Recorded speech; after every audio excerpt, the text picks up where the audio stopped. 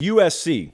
USC is a spotlight team this year. This one's very easy to figure out, but maybe I've got some reasons that you wouldn't even think of.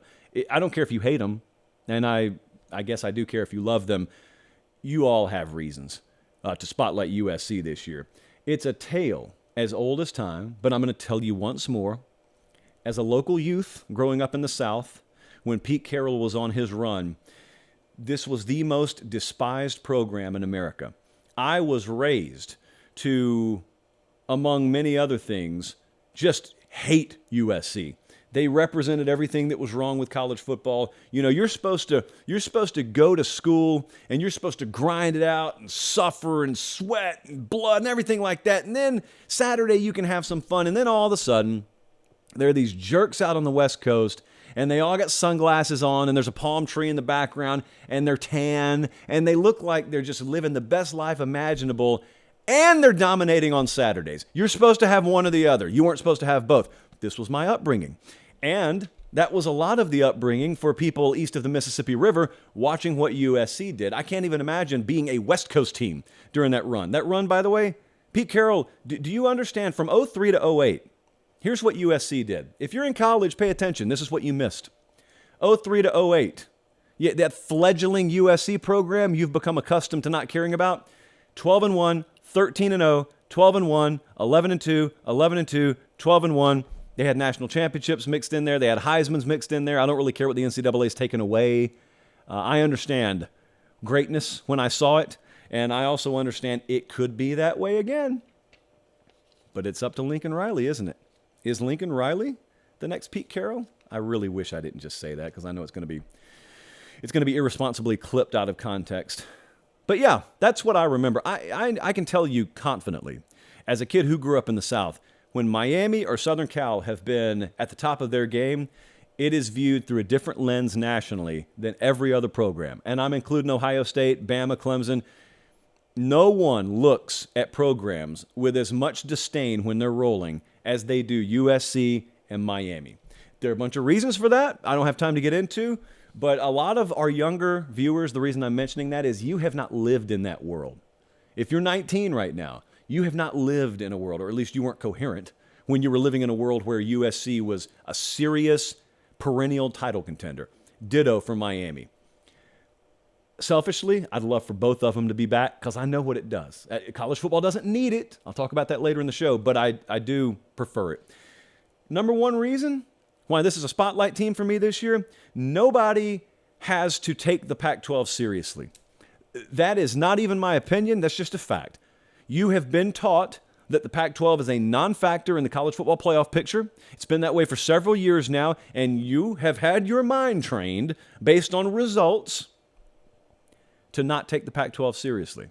I don't prefer the sport to be that way. I prefer for there to be meaningful football being played out west, even if it's on at 1 o'clock in the morning. I want to be invested in it. Now, I am, but I'm a sicko. I'll watch any of that stuff.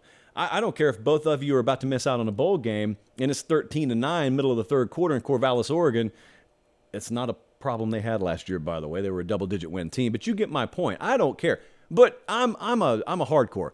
Most people are tuned out on the Pac-12. It shouldn't be that way. USC is going to have a lot to say about that potentially changing. They're not the only ones, but they're going to have a lot to say about that this year. It matters in recruiting, too. It matters. And Southern Cal is chief among them in keeping Southern California talent home. USC is not recruiting at an elite level. They're recruiting at a very good level. They need to be recruiting at an elite level. Now, what they did do in the portal last year is sign the number one class. I think Colorado's got that designation right now. They did sign the number one portal class, and that is heavily baked into how we discuss recruiting in the modern age, obviously. That's the first thing. The second thing is Lincoln Riley. I can have every bit as much fun talking about Lincoln Riley as I can Brian Kelly. Some of the same criticisms that are hurled at Brian Kelly are hurled at Lincoln Riley, and basically it sounds like this. You can't be a great head coach if you haven't won a national championship. That's not my rule, but that is the rule that some adhere to. And look, you get to create your own criteria for what you think constitutes greatness. And if your criteria mean that there are 2 great coaches in college football, so be it. If you think there are 30 of them, I think you need to tighten your parameters a little bit, but also, so be it. I've got my own criteria. I don't necessarily need to have seen you win a national championship. Knowing the variability and volatility that exists in the sport and the uneven nature of the sport, I don't need to see it. But if I'm trying to argue in your favor, it sure would help me to see it. Now, I've shared my opinion with you on Lincoln Riley as it relates to winning a title. He hasn't done it yet. Why hasn't he done it yet? His teams haven't been good enough. You and I agree that far. I think where some of us start to differ is some of you think he'll just always be what he is, and I don't. I believe there's a day not too far from now. It's not a matter of if, I think it's a matter of when he eventually does win a national championship. And whether it's 2023, 2026, the day that happens, there's a huge shift in the national college football conversation coming. Because a lot of folks have just had it ingrained in their mind that among their most popular and repeatable talking points about this sport is Lincoln Riley's overrated and he'll never win a title because they don't play good enough defense.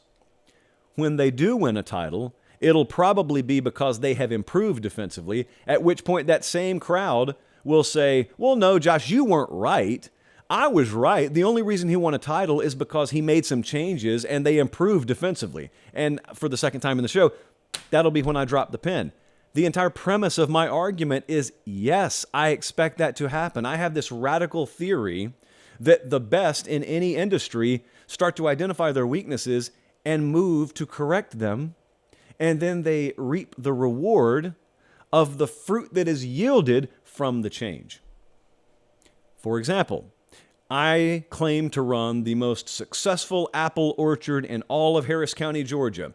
You walk up and say, I see oranges. And I say, did I plant orange seeds again? Huh. And then they look me in the eye and say, you fool, you'll never grow apples. I go get a bunch of apple seeds. I put them in the ground, and voila, I water them extra aggressively so the tree grows really quickly. And they walk back around and they say, well, yeah, you grew an apple tree, but that's only because you started to plant a different seed. And then I backhand them. And then I'm at the Harris County jail. That is exactly what's going to end up happening with Lincoln Riley. I don't know if it's going to be Alex Grinch as his defensive coordinator at long haul. He says all the right things about him, but what would he say going into spring? Hey, Alex Grinch is on thin ice with hot blades with me. I'll tell you right now, I'm not on the hot seat, but my defensive coordinator is. We all get it. Alex Grinch gets it. He's a big boy. He can handle it. I don't know if it's going to be him long term. But I know Lincoln Riley, or I think I know he'll get it figured out. So there's that. And then there's another reason for the spotlight, and that is the same theme as we're talking about with Texas and Oklahoma.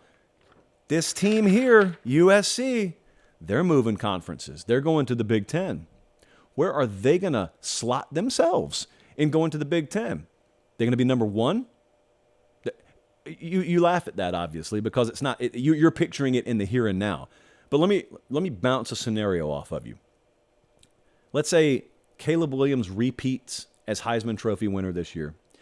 USC goes undefeated regular season. They win the Pac-12 championship. They go to the playoff. They're like a 7-point dog against Georgia. They win. And then they go to the national championship game, and they beat Clemson. Then they go to the Big Ten. What are you saying about them then? Where do they fit in the Big Ten at that point? I know it sounds unlikely, especially for the Lincoln Riley haters out there, but it could happen. And so that's why I'm spotlighting them. Same thing with Texas, same thing with OU. Whatever happens this year, that'll be the framework, that'll be the backdrop with which they enter a new conference. We got to slot them in the Big Ten somewhere. Are they behind Michigan and Ohio State? Are they jockeying with Penn State? Does Penn State win the Big Ten and render that entire point moot? Who knows? Whomst amongst us has seen the future? Miss Cleo doesn't even do commercials anymore. So I don't know any psychics out there. I don't know anyone who knows the answer to this.